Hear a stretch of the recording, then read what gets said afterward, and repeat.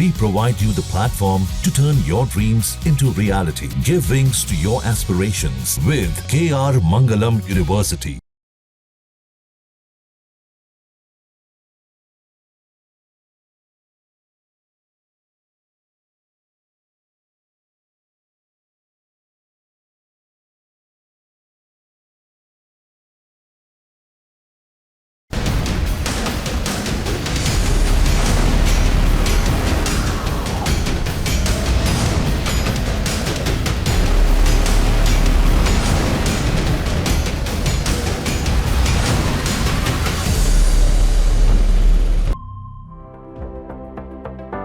अनिरुद्धाचार्य महाराज को news nation के तीखे सवालों का सामना करना पड़ रहा है।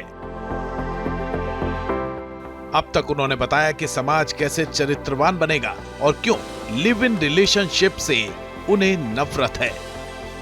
आगे अनिरुद्धाचार्य महाराज को किन सवालों का सामना करना पड़ा और किन विवादित बयानों पर सफाई देनी पड़ी, वो आपको दिखाएंगे।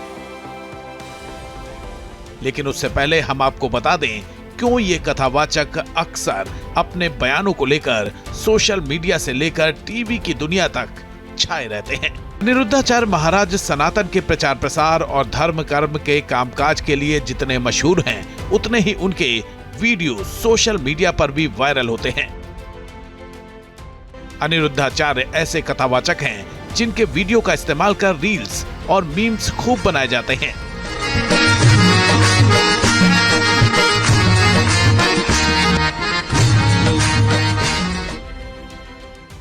ये पहली बार नहीं जब अनिरुद्धाचार्य महाराज के बयान को लेकर विवाद हुआ हो। कई बार महिलाओं को लेकर उनके बयान को आपत्तिजनक करार दिया गया। एक संत के तौर पर अनिरुद्धाचार्य महिलाओं के मॉडर्न ड्रेस पहनने से लेकर उनके नौकरी करने तक के विरोध में रहे हैं। ऐसे बयानों की वजह से अनिरुद्धाचार्य हमेशा सोशल मीडिया पर छाए रहते हैं। एक बार फिर जब उन्होंने महिलाओं को लेकर विवादित बयान दिया तो न्यूज नेशन ने उनसे बातचीत करने और उनके तमाम वायरल विवादित वीडियो पर सफाई मांगने की सोची। अनिरुद्धाचार्य का जब सवालों से सामना हुआ तो उन्होंने किन मुद्दे पर क्या कहा, सुनिए। क्या उन्होंने टेस्ट ड्राइव वाले बयान पर माफी मांगी, आगे देखिए। मैं सिर्फ आपसे ये कह रही हूँ कि के बारे में भी सब जानते हैं, कैसे इसका ये किस तरह का अपना ये कार्य है और कौन महिलाएं ये करती हैं, वो सब जानते हैं। लेकिन आप ये कह देते हैं कि एक लड़की, अगर एक पुरुष और महिला लिव इन में रहते हैं और उन्हें लग जाता है कि वो शायद साथ में नहीं रह पाएंगे, अगर वो अलग हो जाते हैं तो वो महिला क्या हो गई, उसकी तुलना से कर दी। धर्म मैंने नहीं की, मैं कौन होता हूँ करने वाला? लिखा है ये कि वो महिला क्या कहलाए। आओ मैं आपको लिखा हुआ दिखा दूं। मैं चाहती हूँ कि आप ये बताएं, मुझे भी समझाएं। ये देखिए, मैं आपको लिखा हुआ आप कोड कर रहा हूं, आप देख लीजिए, पढ़िए क्या लिखा है। ब्रह्म वैवर्त पुराण श्री कृष्ण जन्मखंड अध्याय नंबर 75 श्लोक नंबर 64 नारी प्रतिज्ञेया चतुष्पुरुष गामिनी, ये लिखा। पुराण पढ़िए और समझिए क्या लिखा है। जो नारी, जो पुरुष एक पुरुष के साथ, दूसरे पुरुष के साथ, एक स्त्री के साथ, दूसरी स्त्री के साथ संबंध रखता हो, क्या कहा गया? पुरुष यदि है, गांव बेटा चोरी और जारी से बचिएगा। जारी समझती हैं? बताइए, आप ही बताइए। आपने कभी सुना जारी शब्द? जारी नहीं सुना। गांव की भाषा है। हर माँ बाप अपने बच्चे को जब जवान हो जाता है, लड़की जवान है, लड़का जवान, समझने योग्य हो जाता है, तो माँ बाप यही बोलते हैं कि बेटा सब कुछ करना पर चोरी और जारी मत करना। चोरी मतलब चोरी ना करना, जारी मतलब पर नारी, पर पुरुष पे कभी नियत खोटी ना करना, क्योंकि नियत रावण की खोटी हो गई तो उसकी लंका जल गई। और नियत यदि साफ है तो जंगल में बन बन घूमने वाले राम के भी मंदिर बनाए जा रहे हैं, क्योंकि राम चरित्रवान है। हमारा भारत ना चरित्र की पूजा करता है। अच्छा, लेकिन उसमें ये भी तो लिखा गया है ना, चाहे पुरुष हो चाहे महिला हो, उनके लिए ये लिखा गया है कि अगर ऐसा संबंध जो आपके लिए प्रिय ना हो, ऐसा वो वर या ऐसी वो वधू जिससे आप नहीं चाहते हैं अपना संबंध बनाना या आप नहीं चाहते हैं अपना जीवन बिताना, तो ऐसे आपको जबरदस्ती किसी से विवाह नहीं करना चाहिए।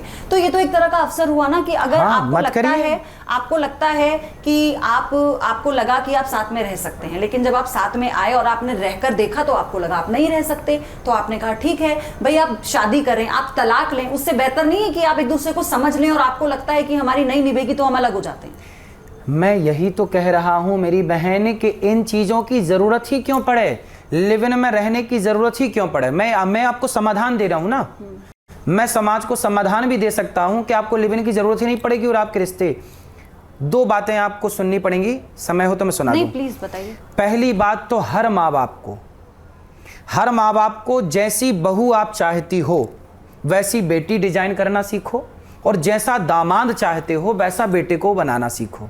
तो माँ बाप करेंगे ये प्लानिंग कि आपको बहू कैसी चाहिए, जैसी बहू चाहिए वैसी बेटी बना के दीजिए, जैसा दामाद चाहिए वैसा बेटा बना के दीजिए। क्लियर। दूसरा, जब आपको लिव इन में रहने का मन मचलाने लगे कि नहीं अब लिव इन में रह लेना चाहिए, तो लिव इन में रह लेना चाहिए। यदि आपकी बेटी संस्कारी है, आपका बेटा संस्कारी है, तो स्वाभाविक है कि संस्कारी यदि दोनों हैं तो फिर निभ जाएगा। यही तो संस्कारों की बात थी। फिर आप जब लिव इन में रहने की जरूरत पड़ रही है उसी टाइम पे आप विवाह कर लो और विवाह करके सारी जिंदगी रहो। हमने भी विवाह किया, आपके माँ बाप ने भी विवाह किया, और विवाह करके वो आज तक प्रेम से रह रहे हैं। जब पहले के लोगों के संबंध चल सकते थे सैकड़ों साल तक, बुढ़ा बुढ़ी हाथ पकड़ के चलते हैं आज भी बहुत पुराने, तो जब पुराने समय के संबंध चल सकते हैं तो आज क्यों नहीं चलेगा। पुराने समय में और अब में जो बदलाव आया उस पर तो हमने ध्यान किया, लेकिन उस समय में आपको भी शायद हो सकता है उस तरह के आंकड़ों का ज्ञात ना हो कि कितने ऐसे मामले आते थे जब रिश्ते नहीं चलते थे, और कभी कभी तो ऐसा होता था कि चाहे वो पुरुष है चाहे महिलाएं हैं, वो पूरी जिंदगी इस रिश्ते को इसलिए निभाते थे क्योंकि उनके पास इससे बाहर निकलने का चारा नहीं था। बड़ों का दबाव इतना होता था, महिलाओं की मृत्यु हो जाती थी, दहेज को लेकर उन्हें मार दिया जाता था, महिलाएं खुदकुशी कर लिया करती थी। क्यों? क्योंकि उन्हें वो उस व्यक्ति के साथ और उस घर में निभा नहीं पा रही थी। तो अब तो कम से कम महिलाएं बोलने लगी है ना, वो कहने लगी है शादी से पहले कि नहीं हमें नहीं रहना इनके साथ, नहीं हमें शादी करनी है। तो ये तो एक विकल्प आ गया ना समाज में। ये भी तो है कि इससे आप देखिए कि अगर सोच समझ के शादी ब्याह किया जा रहा है तो इसमें क्या दिक्कत है, रिश्ते नहीं टूटेंगे फिर उसके बाद। हम वही तो कह रहे हैं कि क्यों ना हम इस पे डिबेट करें, इस पे डिस्कशन करें, ऐसे संस्कार दें कि भाई रिश्ते टूटे ही ना किसी के। क्यों ना हम इस मुहिम को स्टार्ट करें कि रिश्ते टूटे नहीं, इतने पक्के रिश्ते हों कि टूटे ही ना, संभावना ही ना हो। क्यों ना हम इस पर मंथन करें। हम क्यों इस पर मंथन करें कि लिव इन को आप सही कहिए। अच्छा, आप मुझे एक बात बताइए, आपने जैसे कहा कि जो लिव इन में रह रही है लड़की, आपने उसे कि उसकी हमने नहीं, शास्त्रों ने। आप शास्त्रों का नाम लेके किसी भी शब्द, ऐसे तो कितने ऐसे शब्द हैं जिनका उल्लेख उसमें है जो आप कह रहे हैं, मैंने आपकी इस बात को भी मान लिया, लेकिन उसका जो कन्वे है, उसका जो प्रचार प्रसार है वो किन शब्दों में किया जाना है, ये तो आप जैसे लोगों पर निर्भर करता है ना। क्योंकि समाज में तो आप कह रहे हैं कि आप सनातन धर्म के ठेकेदार हैं, आपके साथ लोग लगे हुए हैं। ठेकेदार शब्द सही नहीं है, ये तो हम सब धर्म के सेवक हैं, ठेकेदार नहीं, हम सब सनातन के सेवक हैं और सेवा कर रहे हैं। ये धर्म की सेवा हम नहीं करेंगे, धर्म का पालन हम नहीं करेंगे तो कौन करेगा। आप जैसे न्यूज चैनल के ठेकेदार हैं, ऐसे हम सनातन के सेवक हैं। आपने कहा कि चलो, आपने जो जिस बात का जिक्र किया, अगर किसी महिला का तलाक हो जाता है ना, तो आप उसे क्या कहेंगे फिर? वो एक पुरुष के साथ रह चुकी है, वो उस बंधन में रह चुकी है, भाई, लेकिन क्योंकि वो नहीं, कॉन्सेप्ट ही नहीं समझ रहे हैं आप। समझ, मैं यही कह रहा हूं कि तलाक ही क्यों हो। आज के 100 साल पहले भारत में तलाक होते थे। पहले दोनों बात सुनी, मैं अभी इस पे भी बात करूंगा कि हो रहे हैं। पहले मेरी बात का उत्तर दीजिए, क्या 100 साल पहले इस राष्ट्र में तलाक होते थे? मुझे 100 साल पहले की बात नहीं पता, हाँ कुछ साल पहले की जरूर बता सकती हूँ मैं आपको। 50 साल पहले, 40 साल पहले लोग अलग हो जाया करते थे। पर 100 साल पहले का आप डेटा लाइए। हम ये नहीं कहते कि नहीं होंगे, पर ना के बराबर। आज तक मेरे गांव में, आज तक हमारे गांव में तलाक नहीं हुआ किसी, आज तक नहीं हुआ। हम जिस गांव से हैं, हमारे गांव के 50 गांव अगल बगल हैं, उन 50 गांव का डेटा लाइए। शहर में तलाक हो रहे हैं, गांव में आज भी गांव का रेशो उठाकर देखिए, शहर के रेशो को उठाकर देखिए। मेरा गांव ऐसा है, आज तक एक भी तलाक नहीं हुआ, और मेरे गांव के अगल बगल के 50 गांव में एक भी तलाक नहीं हुआ, और शहरों में हर गली में 4 तलाक है। नहीं तो इस पे तो तर्क लोग ये भी देते हैं ना कि गांव में लड़कियों को इतनी आजादी नहीं मिल पाती कि वो ये बोल पाए कि हमें नहीं रहना, खुदकुशी कर लेती हैं कुएं। आज भी महिलाएं कुएं में कूद कर जान दे रही हैं, सिर्फ प्रताड़ित। क्या शहर के लोग नहीं कुएं में कूद रहे हैं? क्या? हाँ बिल्कुल कूद रहे होंगे। बॉलीवुड के लोग, एक्टर लोग नहीं फांसी लगा रहे हैं? बिल्कुल लगा रहे हैं, वो तो पढ़े लिखे थे। बिल्कुल लगा रहे हैं। फिर आप गांव और शहर को अलग अलग मत कीजिए ना, अलग अलग। इसलिए एक सिचुएशन है, हमने केवल डेटा दिया आपको कि आप रिसर्च करिए कि गांव में तलाक के केस 0 हैं। 100 गांव खोजेंगे तो एक मिल सकता है, पर गांव 0 है तलाक केस में। शहर खूब आगे है। तो जब जिसे यही करना है कि यार एक के संग अब 10 साल रह लिया, अब थोड़ा दूसरा, फिर तीसरा, जिसे फ्लेवर चाहिए अलग अलग, तो वो जा रहा है। लेकिन आपने सिर्फ इसी एक पहलू से, चलिए मैं आपकी बात, आप ही की बात को लेकर कहती हूँ, आपने पुरुष और महिला के पूरे चरित्र का एकदम से पूरी व्याख्या कर दी। क्या एक व्यक्ति अगर कोई तलाक ले रहा है, फिर चाहे वो पुरुष भी हो, हाँ। तो ये जरूरी है कि वो चरित्रहीन होगा इसलिए तलाक ले रहा है? मनमुटाव हो जाता है, लोग तलाक ले लेते हैं। भाई मनमुटाव होता है, कई बार तो ऐसा होता है कि तलाक लेने के बाद दोनों विवाह ही नहीं करते। दोनों, लड़की भी अपने रहती है अपने बच्चों के साथ, पुरुष भी अपना खुश रहता है, वो विवाह ही नहीं करते। पहले, अब मेरी एक सगी मौसी अभी भी जीवित है, मेरी मौसी, उनका विवाह हो गया था लगभग 12 साल में। उस जमाने की बात है, आज से लगभग 85 साल, 90 साल की होंगी मेरी मौसी, लगभग 85 साल पुरानी बात, 80 साल मान लीजिए और 75 मान लीजिए। चलिए, हमारी मौसी का विवाह हुआ लगभग 14 साल में, 13-14 साल में, और जल्दी बल्कि। और उनके पहले क्या होता था, विवाह होता था और विवाह के 4 साल बाद, 5 साल बाद वो होता था विदाई। तब तक विवाह के बाद लड़की मायके में रहती थी अपने माँ बाप के पास, उसे पता ही नहीं होता था कि मेरा ब्याह हो गया। हमारी मौसा जी की होगी मृत्यु, विवाह के कुछ महीने बाद मृत्यु हो गई। हमारी मौसी उस समय छोटी थी, मतलब अपने पति को टच भी नहीं किया, जाना ही नहीं कि पति क्या, और उनकी विधवा होकर आज उन्होंने सारी जिंदगी गुजार दी। ऐसे बहुत सारे लोग हैं, बहुत सारे, मेरी नजर में भी ऐसे बहुत लोग हैं। इसलिए इस देश का नाम है पतिव्रता नारी। इस ऐसी स्त्रियों को क्या बोलते हैं, पतिव्रता नारी। अच्छा, मेरा एक सवाल है आपसे। तो हमारा देश पतिव्रताओं का देश है, इसी पर, ना कि कुलटाओं का। कुलटा भी एक शब्द है, तो पत्नीव्रता जैसा कोई कॉन्सेप्ट नहीं है इसमें? वही तो है पत्नी, राम पत्नी व्रता है। तो आपने कहा ना कि देखिए, आप ये कह रहे हैं कि राम पत्नी व्रता है, पतिव्रता का हमारा देश है, कुलटाओं का नहीं है। अगर अब मैं इस पर आपसे हो सकता है कि इस पर कुछ जगह पर मैं आपसे सहमत ना हूं, लेकिन वो बात नहीं है। बात यह है कि उन्होंने अगर पूरी जिंदगी बिता दी, ऐसे बिता दी जिन्होंने शायद अपने पति से कभी खुलकर बात भी नहीं की होगी। पहले की महिलाएं तो आपने भी अपनी दादी को देखा होगा, हमने भी देखा होगा, कितने लाज शर्म में रहा करती थी, घर परिवार बहुत बड़ा होता था। लेकिन अगर एक वही महिला, मतलब आपने अपनी मौसी का उदाहरण दिया ना, लेकिन मैं कहती हूँ वही महिला, अगर कोई समाज भी और वो महिला इच्छा जाहिर करे कि नहीं मुझे शादी कर लेनी चाहिए क्योंकि मुझे भी अधिकार है उसी तरह से सुखी रहने का, तो क्या वो गलत मानेंगे आप? या पूरा जीवन जिस व्यक्ति के साथ यहाँ दो दृष्टियां देखिए, यदि धर्म से पूछेंगी मेरे से तो वो गलत है, पर व्यवहार से पूछेंगे तो आजकल जैसे पुनर्विवाह होता ना पुनर्विवाह, कि भाई लड़की जवानी में विधवा हो गई, छोटी उम्र में विधवा हो गई, ससुराल गई और 2 दिन बाद विधवा हो गई। ऐसी उम्र की लड़की और लड़कों के लिए पुनर्विवाह की समाज में मान्यता है कि बेटा पुनर्विवाह कर लो।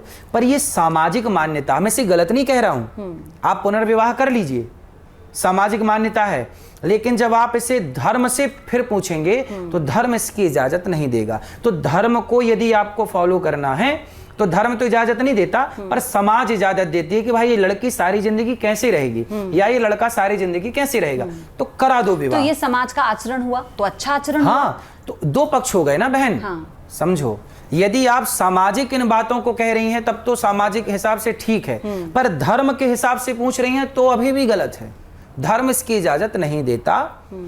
धर्म कहता है कि यदि आपका पति मर गया है, आपकी पत्नी की मृत्यु हो गई, तो आपको सारी जिंदगी ऐसी रहना है, क्योंकि आपको चरित्रवान रहना है और भगवान में मन लगाइए। मीराबाई ने पति से मन हटाया, परमेश्वर से मन लगाया। तो क्या अच्छा ये धर्म कहता उसी दौर पर में व्यवहार, अच्छा उसी दौर में आप इस बात से इत्तेफाक रखेंगे, उसी दौर में अगर पत्नी की मृत्यु हो जाए तो पति की दूसरी शादी कर दिया। राम ने कहा की, राम तो प्रभु है ना, हम तो इंसान है, वो देवता है, हम इंसान हैं, वो भगवान हैं। और ऐसा भी हुआ करता था, मैं आपको, ये तो प्रथा है, मैं बताऊंगी आपको कि अगर संतान की प्राप्ति नहीं हुई, संतान तो बहुत दूर की बात है, अगर बेटियां हो रही हैं तो पुरुष बेटे के लिए, और वो मां करवाती थी कि दूसरी शादी कर लो, बेटा हो जाएगा। बिल्कुल होता था। संतान की प्राप्ति नहीं होती तो वो महिला एक घर में कोने पे बैठी रहती थी और वही माँ बोलती थी कि बेटा दूसरी शादी करो क्योंकि हमें बच्चा चाहिए। होता था। तो ये तो हमारे शास्त्रों में नहीं है कि वो महिला ऐसी सजा भुगतेगी। क्यों दी जाती थी उसको? क्या उस वक्त समाज जागरूक नहीं हो रहा था? देखो, इसके लिए आपको शास्त्रों को पढ़ना पड़ेगा। गलत है। राम जी ने इन्हीं गलत चीजों का विरोध किया। जब राम जी की पत्नी सीता मैया वनवास में थी, तब राम जी ने एक यज्ञ किया था, राजसूय यज्ञ। उस यज्ञ में नियम था कि पत्नी के को नहीं कर सकते। वशिष्ठ जी ने कहा कि आपको गृहस्थ हो ना, तो यज्ञ में आपकी पत्नी नहीं होगी तो आप यज्ञ नहीं कर सकते। तो राम जी बोली मेरी पत्नी तो वनवास में है। तो गुरु जी ने कहा कि बुलवाओ। तो राम जी ने कहा कैसे बुलवाएं, बुलवाना तो संभव नहीं है, तो फिर क्या करो। तो राम जी से बोला गया कि आप दूसरा विवाह कर लो। तो राम जी ने कहा नहीं, मैं सीता के अतिरिक्त किसी नारी को नहीं देख सकता। तब क्या हुआ, सोने की सीता बनाई गई, सुना होगा आपने। तब राम के बगल में कौन बैठा, स्वर्ण की, गोल्ड, सोने की सीता बना करके, और राम जी ने यज्ञ किया। उस जमाने में जो राजा लोग गलत करते थे, 2-2 ब्याह कर लिया, 10-10 ब्याह कर लिया, इन सब राजाओं के इस क्रम को समाप्त करने के लिए राम जी ने ये आदर्श स्थापित किया। इसलिए तो राम को मर्यादा पुरुषोत्तम कहा जाता है। इसलिए हम उन राजाओं की पूजा नहीं करते। इसलिए राम के पिता दशरथ जी भी तो थे, उनकी 3 रानियां हैं, अन्य ग्रंथों के अनुसार उनकी 700 रानियां हैं, लेकिन राम जी ने इन्हीं सब का तो खंडन किया। तो जब राम की पूजा आप कर रहे हैं तो फिर राम के आदर्श को मानिए ना। दूसरी पत्नी के बारे में आप क्यों सोचेंगे, पुरुष भी क्यों सोचे पर नारी के बारे में। सिद्धांत मतलब सिद्धांत। राजा गलत थे जो आपने बोला, बिल्कुल सही बोला आपने। उन राजाओं को राम जी ने मुंह दिखाया कि तुम गलत कर रहे हो, देखो मैं हूं। आजकल तो लोग 70 साल में ब्याह कर रहे हैं, आज प्रेजेंट की बात करो, 60 साल में विवाह करें। अब बताइए ये उम्र ईश्वर के चिंतन की है कि ये शादी ब्याह करने की उम्र है। 50-50 साल की स्त्रियां, कुछ स्त्रियां 60-60 साल की, कुछ स्त्रियां 25-25 साल के लड़कों से ब्याह कर रही हैं, कुछ पुरुष 25 अपनी बेटी की उम्र की लड़कियों से कुछ पुरुष ब्याह कर रहे हैं। समाज में चल रहा है, आप गवाह होंगे इस बात के।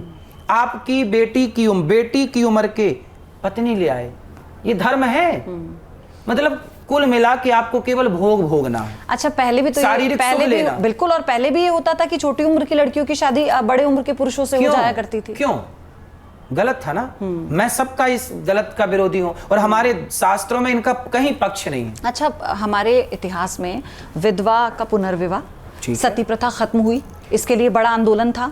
इसका पूरा इतिहास है हमारे पास। और विधवा के पुनर्विवाह का जो मैंने आपसे जिक्र किया, एक जरा सी बात मेरी सुन लीजिए। सती प्रथा का विरोध हुआ, होना भी चाहिए। सती प्रथा गलत थी, पर याद रखिएगा सती प्रथा हमारे शास्त्रों ने नहीं लागू की। पुरानी नहीं थी सती प्रथा, बीच में कुछ मूर्ख लोगों ने घुसा दी सती प्रथा। यदि सती प्रथा प्राचीन होती तो दशरथ जी की मृत्यु पर माता कौशल्या सती क्यों नहीं हुई? पांडु की मृत्यु पर माता कुंती सती क्यों नहीं हुई? इसका मतलब हमारे सनातन में सती प्रथा नहीं थी। बीच में सनातन को बदनाम करने के लिए कुछ लोगों ने नारियों पर अत्याचार ऐसे किया, मैं खुद परेशान हूं इन बातों से, कि नारियों को जिंदा जला दिया जाता था। कौन लोग थे वो नालायक जो नारियों को जिंदा ठूंस देते थे चिताओं पे बिना उनकी अनुमति लिए, जबकि कौशल्या मैया को तो नहीं ठूंसा गया। पांडु जी की मृत्यु हो गई तो माद्री सती हो गई। पांडु जी की 2 पत्नी थी, माद्री और कुंती। तो माद्री सती हो गई, जिसकी स्वतंत्रता थी। आपको सती होना है तो आप स्वतंत्रता है सो हो जाइए। तो सती प्रथा थी हमारे यहां, पर स्वतंत्रता थी कि आपको होना है तो होइए, नहीं होना तो कुंती नहीं हुई, माद्री हो गई। अब इसे बाद में थोप दिया, नहीं आपके तो हाथ पांव बांध के हम चिता पे डालेंगे, पर आपका मुंह भी बंद कर देंगे। ये तो गलत था ना। और विधवा पुनर्विवाह, मैंने बोला तो कि शास्त्र इजाजत नहीं दे रहे हैं, लेकिन समाज ने बैठ के निर्णय लिया कि कर लेना चाहिए, क्योंकि जिंदगी है। तो लिव इन पे अगर माँ बाप इजाजत दे रहे हैं और उनका आसपास का समाज इजाजत दे रहा है, यदि आप लिव इन में हैं और उसी लड़की से आप ब्याह कर रहे हैं, उसी जैसे आप किसी पुरुष के संग लिव इन में और आपने ब्याह कर लिया, तो मुझे कोई आपत्ति नहीं है। लेकिन जरा सोचिए कि आज आप इसके संग रह लिए, कल उसके संग रह लिए, उसके संग रह लिए, तो बताइए जब आप किसी की फाइनली पत्नी होंगी तो आप उसके लिए पवित्र होंगी? नहीं, आप मुझे ये बताइए कि ये अधिकार आपको किसने दिया? अरे अधिकार किसने दिया बताइए? शास्त्र ने अधिकार दिया कि भाई समाज को सुधारिए। आप शास्त्रों के ठेकेदार थोड़े हैं भाई, ठेकेदार नहीं है, सेवक हैं। तो सेवक हैं, सेवक फिर तो सेवा ही तो कर रहे हैं। ये कैसी सेवा हुई? ये सेवा, वो आपकी सेवा है जो आप गायों की करते हैं, वो आपकी सेवा है जो आप बूढ़ी माओं की करते हैं। शास्त्रों को पढ़ाना, ये भी सेवा। मास्टर क्या कर रहे हैं? टीचर लोग क्या कर रहे हैं? टीचर क्या कर रहे हैं? टीचर सेवा ही तो कर रहे हैं। जो पढ़ा, जिस विषय को आप गणित के टीचर हैं तो आप गणित की सेवा कर रहे हैं। देखिए टीचर, लेकिन बच्चों को आचरण कैसे ठीक करना है वो सिखा रहे हैं, उन्हें ये बता रहे हैं कि वो कितने स्वतंत्र हैं, उनका अधिकार क्या है। अंतर है, टीचर और गुरु में अंतर है। टीचर और गुरु में बहुत अंतर है। इसके लिए ये बातें आपके बस की नहीं है। मैं कह तो रहा हूं कि चलते फिरते पीएचडी नहीं हो सकती ना। आप कहोगे जी पीएचडी हो जाए। ऐसे इन बातों को समझने के लिए अपने अभिमान के सिंहासन से उतर के गुरु की शरण में जाना पड़ता। मीराबाई कहती हैं कि वस्तु अमोलक दी मेरे सतगुरु, करी कृपा अपनायो, पायो जी मैंने राम रतन धन पायो।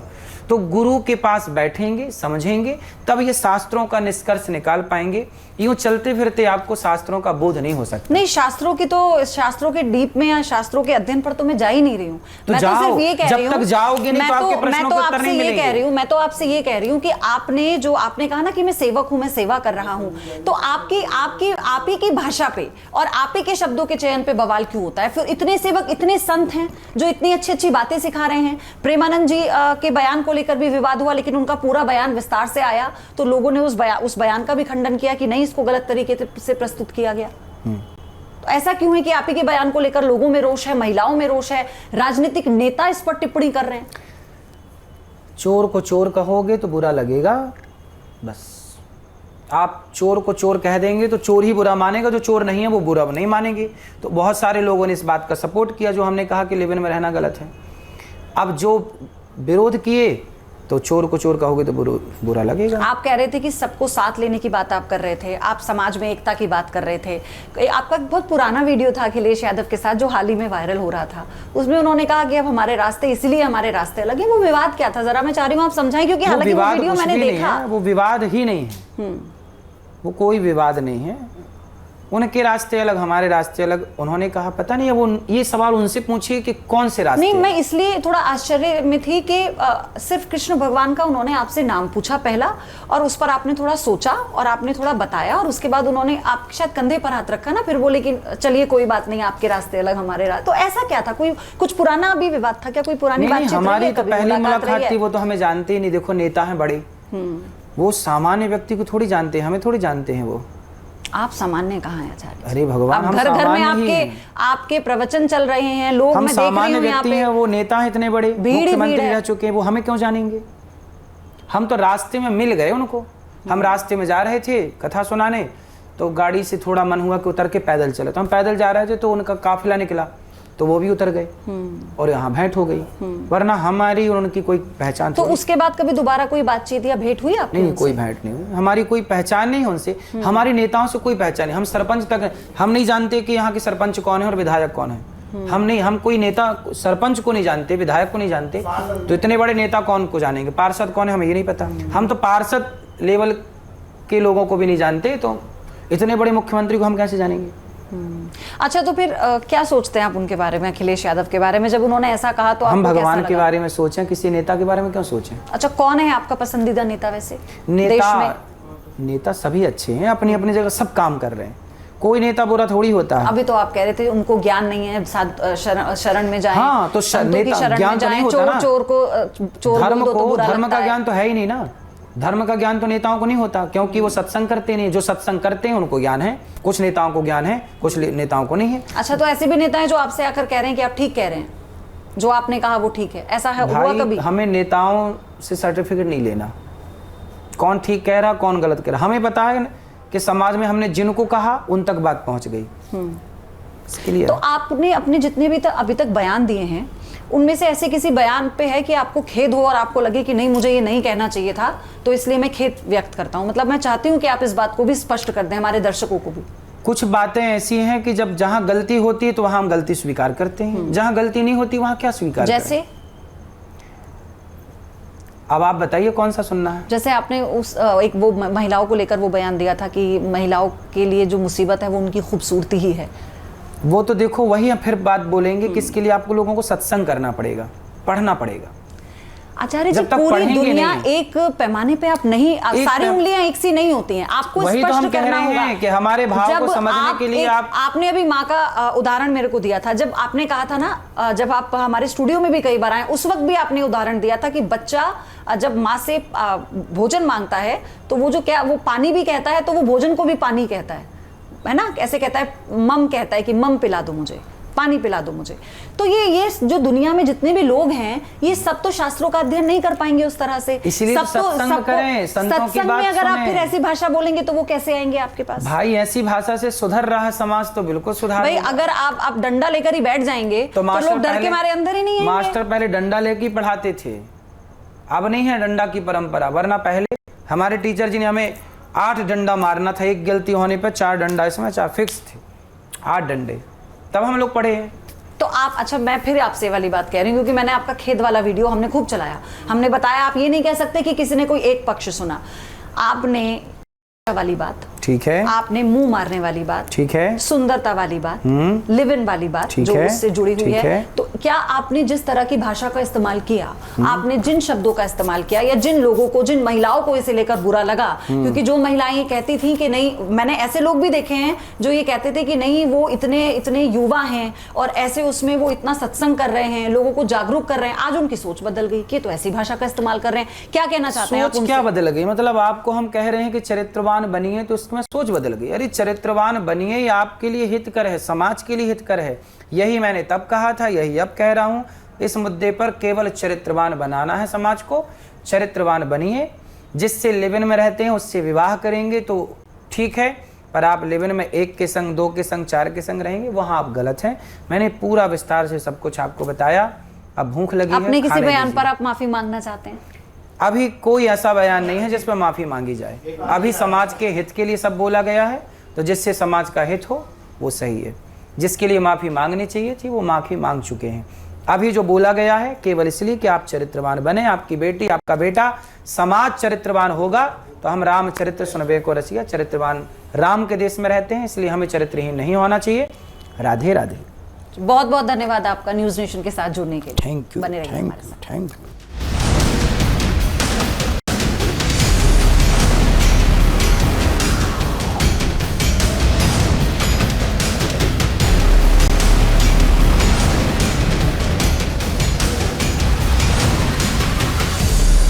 जहाँ भक्ति है हर शब्द में, कथाओं में छुपे हैं दिव्य रहस्य, और ज्योतिष देता है जीवन को दिशा। धर्म से जुड़ी हर बातों को जानने के लिए हमारे चैनल स्तुति को सब्सक्राइब करें। चैनल पर जाने के लिए इस लिंक पर क्लिक करें।